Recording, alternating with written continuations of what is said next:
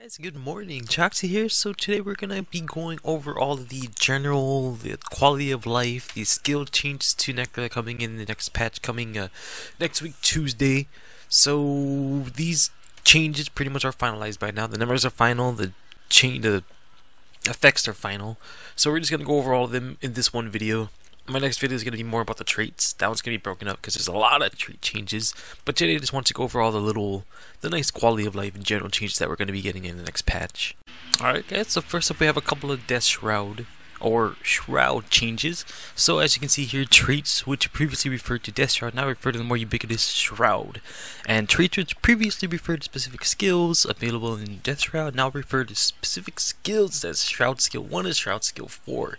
So this helps ease in like more quality of life things, especially for new players, so they don't get confused. Basically, now when you look at your Shroud, now everything's just called Shroud because you have your Reaper Shroud and you have a regular Death Shroud.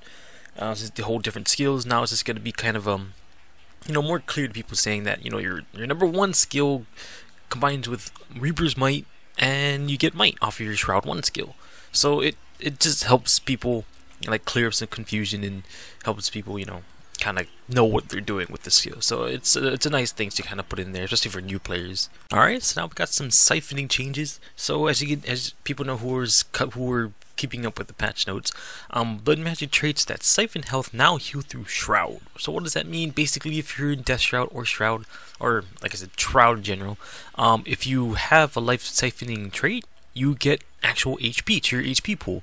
So it's pretty neat. Let's say you're at like 50% health and you pop Shroud, and then you have like your siphoning traits. You can slowly build up your HP, because if anyone ever ran a vampiric build, you know how ass it is. Like, it's less than 100 HP, it's very minuscule, but that might be the balance. That might be the balance we needed. So now we get some just slight regen, slight survivability, and slight sustainability when we're in Death Shroud. So we get the HP back a little bit. When we pop back out, we have a good amount of HP built back up, if anything. So this is really neat. And also, as you can see down below, siphoning skills and traits have been increased by 20%. So anything that siphoned health before are a little stronger now. So that also increases DPS, but it also increases our healing too. So overall, this might be pretty cool. This might be pretty cool with like a Magi build or whatever the power, vitality, healing power trait was. Set. But I think it'll be really neat, especially on a Reaper. Gets you more HP while you're in Shroud. It's pretty cool stuff. Alright, next one is a little small one. They added an effect to Jagged Horrors to make it clear when their attacks are connecting, because as you guys know, the little Jagged Horrors, they do that little tackle thing, but sometimes I don't even really notice. But on top of that, I don't know, Jagged Horrors are just balls to begin with. They kind of fixed it with the AI, maybe made them a little more beefy, or maybe a little stronger or interesting. Then there's that too. Alright, almost finishing up here with the general changes. Our life force maximum increased by 15%.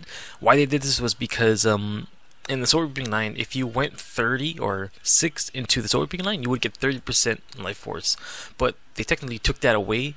Now you can't just go up to the minor, or you can't just go full on in there. They basically ripped that out, and they give you 15% baseline, which is cool. So every trait line benefits from it.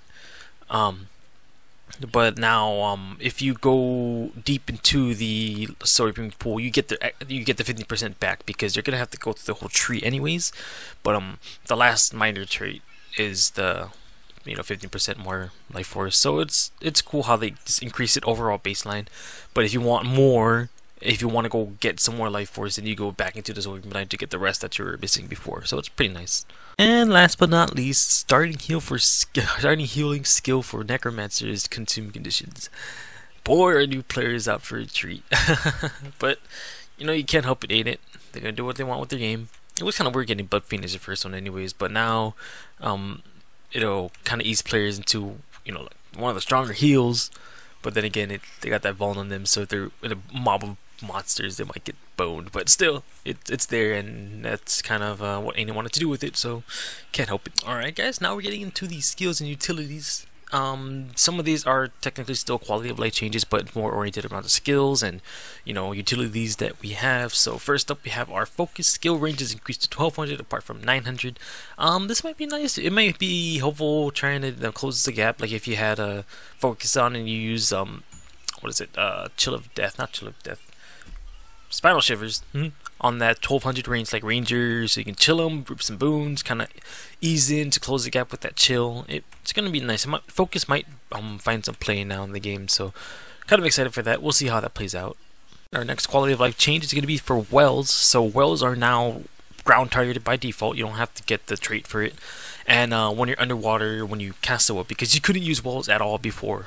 You couldn't use wells underwater at all, but now you can use wells, and I don't know how it's going to work. It's going to be like a 360 bubble or something, but now you can use wells underwater, and like anyone uses underwater combat anyways, but it does cast on your location when you're underwater. So this is going to be nice. I mean, having ground targeted wells is actually pretty useful, especially when you're trying to maybe like get that stability stomping warrior off your friend. You can put a Will of Corruption on it and get them off them, because that distance really helps at all. But I think that's gonna be a nice change. It's gonna be some time to get used to, because some people were really used to just tapping the button and cast right at their feet. But now you get to play with some range. It's not gonna be that bad, to be honest. Alright, next up is going to be for Minion Mancers, or anyone who uses minions. So minion skills, the recharges have been reduced by 20% baseline. So, you know, your minions can now use their skills a little bit more, more quickly. One thing I did have a problem with, though, is that a lot of the minion skills are very unreliable. Unless Signet changed the AI, which there was no mention of, like Flesh Golem just getting stopped by a blade of grass on the floor, or the Shadow Fiend not even really blinding, or it doesn't really even listen to me when I wanted to blind the person. It doesn't do anything. So the reduction will be nice. It can get Minion Mancers off to use their main skills a little bit more, you know, frequently. Our last utility quality of life change, which is one of my favorites. The area of mark skills has been increased by 240. Mark skill recharges have been reduced by 20%. Mark damage has increased by 10%. Wow, so this one was my favorite because they basically combined three traits into a quality of life baseline change. I love it. Like, I'm really excited for it. So, you know, you get the 240 marks, which was greater marks before. Well, then again they split off the unblockable to a trait, but still you get half of it. Mark skills have reduced by 20%. So staff mastery has been you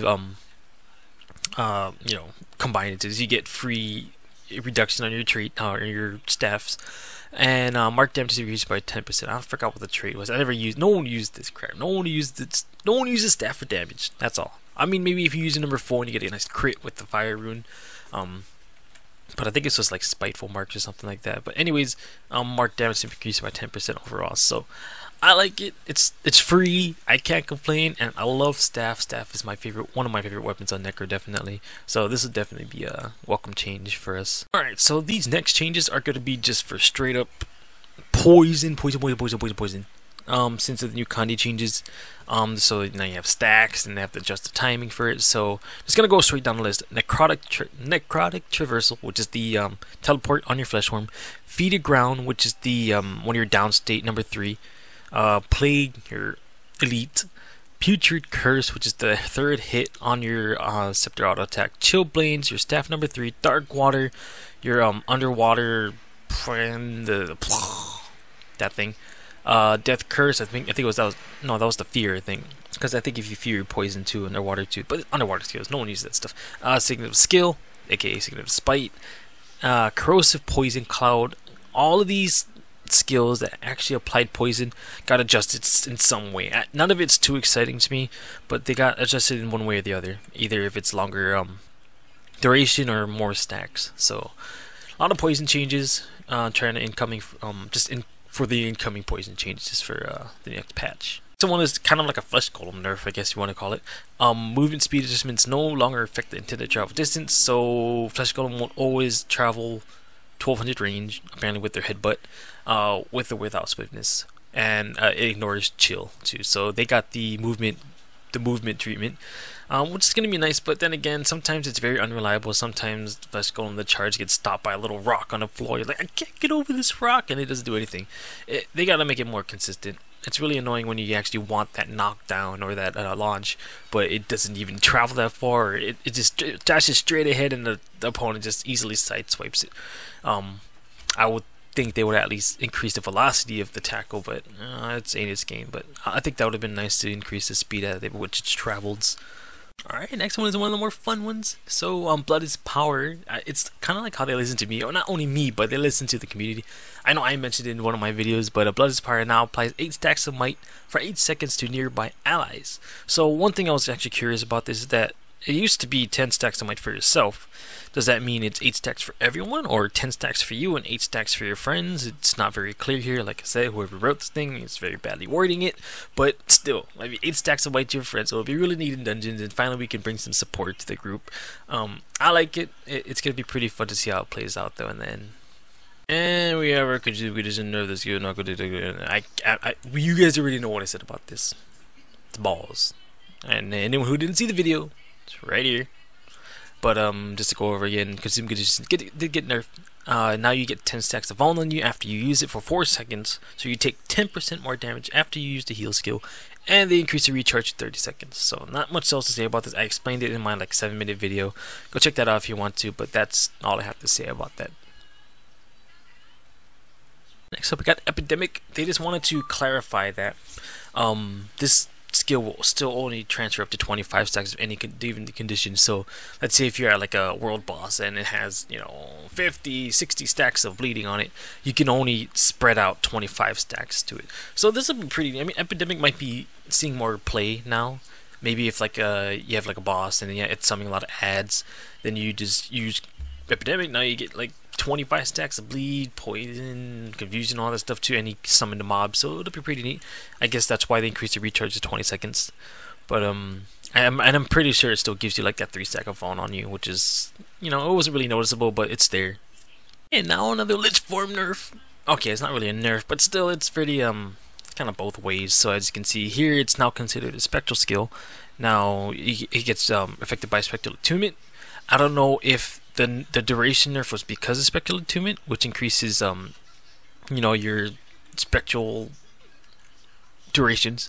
So it could possibly increase it, get up to you know, 22.5 seconds, which is still lower than before, because back in like September, something like the September patch 2014, I think, it used to be 30 seconds. This form used to be 30 seconds. Then it went to 20. Now it's 15.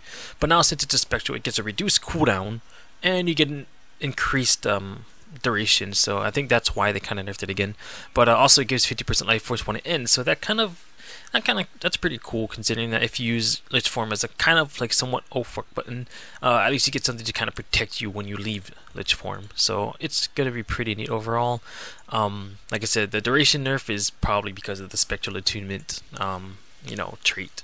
Next up was like a little bug fix. Life Blast / Plague Blast. Before, when you hit someone like a guardian with the wall of reflection, it never used to do damage. Like, I actually noticed this. It'll like hit it, animation came back, but nothing happened. So it was weird, and it was a bug. So there's a little bug fix. Reflected Life Blast now deal damage to you. So whenever you see a wall, please stop shooting your Life Blast at the guy. Alright, Signet of Vampirism. Healing from the active portion of the skill will now heal players in the Shroud. So this is more tying into the Siphon trait. Now this is an active Siphon, so this will, maybe you can put this on someone and pop into Shroud and start getting that little higher baseline Siphon heals. So it's a little bit of a, I guess, a buff for Signet of Vampirism. Still ass, but it might be useful in some Siphon builds, definitely. Alright guys, so next up is our Plague change. So Plague form is now considered a corruption. So now it you know, gets reduced recharge with Master Corruption, and it applies 1 stack of bleeding for you 2 seconds for 2 seconds every second it's active. So is this another thing like what I was mentioning with consuming conditions, where you get vulnerability? With Plague you get bleeding, but with Master Corruption are those the conditions you get, or you get something on top of this? So maybe we'll get, you know, poison or weakness on top of us when we use Plague. So still confused about this. I don't know, but it's nice that we can get reduced recharge with Master of Corruption now. But the bleeding, it might not even make it too much of a difference either. I mean, it's bleeding 1 stack too, so I mean, in the long run it might, you know, suck, but there's that. And it also removed extraneous poison skill effects from all of these skills. So I guess it means that how with every skill there's it says poison. I didn't find that too bothersome, but I guess ain't it did. So that's a nice change to Plague. It's almost there. So we got Plague Signet. This Signet used to be a 60-second cooldown, now it's a 30-second cooldown, but now it reduced the conditions transferred by down to 5. So it got the corrupt boon treatment. Before you could corrupt every boon on the opponent, now it was only 5 on the opponent, but this got the same treatment. Now you can only transfer up to 5 of your conditions to the opponent. And hearing from like the condition changes, it might be 5 random ones. So if you really want to get like that, I don't know, want to get that burning off of you, but you have every other condition on you, it's just going to pick 5 from them and give it to the opponent. So it might be kind of annoying, but then again, you get half the cooldown. It's still a break stun, and you get to transfer 5 condies. So it's going to be pretty interesting how this plays out. A 30-second. Oh, on top of that, if you use like the Signet trait, it's 24 seconds, gives you might, and break stun. So there's a lot of things that kind of tie into this. So a 24-second cooldown. That's going to be interesting to see how this kind of breaks into the meta. Just read the Connie changes. Other bug fix. So Riven Clost animation for this skill no longer hides your offhand, if anyone didn't know. First off, wait, they took away our Asura's cool like jumping axe animation. That was pretty awesome. And now it's a boring like slash animation. And now the offhand was disappearing for some reason, as you can see here. This is a little bug fix, that's all. Yep. Alright, so next up we have Signet of Undeath. So with Signet of Undeath, now it added a little strike of damage. I don't know why they put this in, unless it's big damage. But then again, we don't know if it's on activation, or is it upon actually, you know, getting the res off. Because this thing has a 3-second cast time.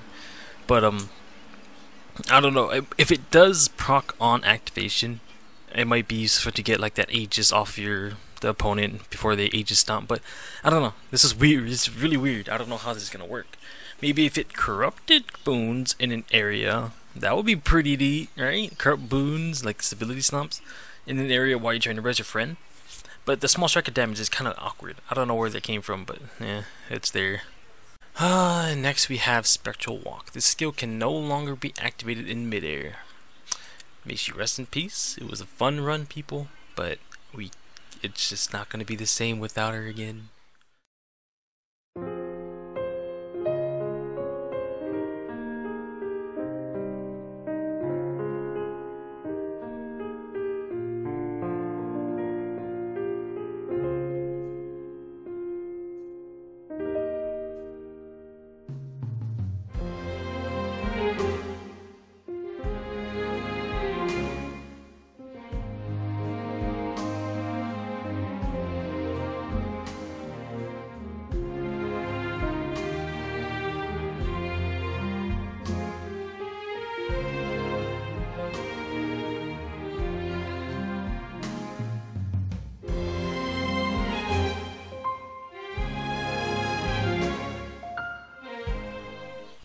But there's hope. There is hope. It specifically says Spectral Walk, and the other skill, which is after you use it, is Spectral Recall. So Spectral Recall might not be affected by this change. Who knows? We have to wait till the patch hits, or if we actually beg a dev to tell us. But Spectral Recall is the one where you teleport back. So things like negating fall damage will not be possible.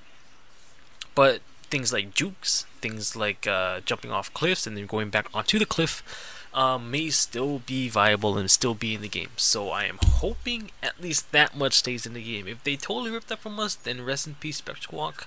You were a great buddy to have in all of War vs. the World. Trusting EOTM. But yes, that's the only glimmering, shining piece of light we have yet, is that Spectral Recall will be unaffected. But we still, like, from this change though, we cannot negate fall damage anymore. We can't double tap before hitting the floor. So that's just what's going to be happening with that. So we shall see what happens. Alright, so next up was someone that interests me, Unholy Feast, Axe 3 skill. Instead of removing a boon, it now converts the boon to a condition. So I found this really neat because I really like the Grandmaster trait we're getting in Spite. If you didn't know, in the Spite line in the Grandmaster thing, we have a new trait which when we enter Death Shroud, we cast Unholy Feast. I thought it was really cool because it removes the boon but now converts it. So all in all, it's pretty neat. Now we get a boon conversion upon entering Death Shroud if you use that trait, which is nice. Alright, so next up we have a Signet of the Locust buff.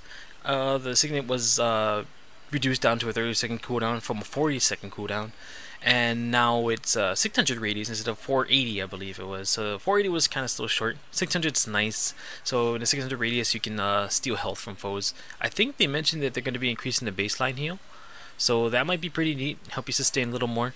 But this is going to be nice if you want to combine it with the Signet trait, which gives it a 24-second cooldown. So it's a nice little buff for Signet Locust. People mainly use it for the passive, but if you're in that oh shit situation, you use it, you get a nice baseline heal for sure.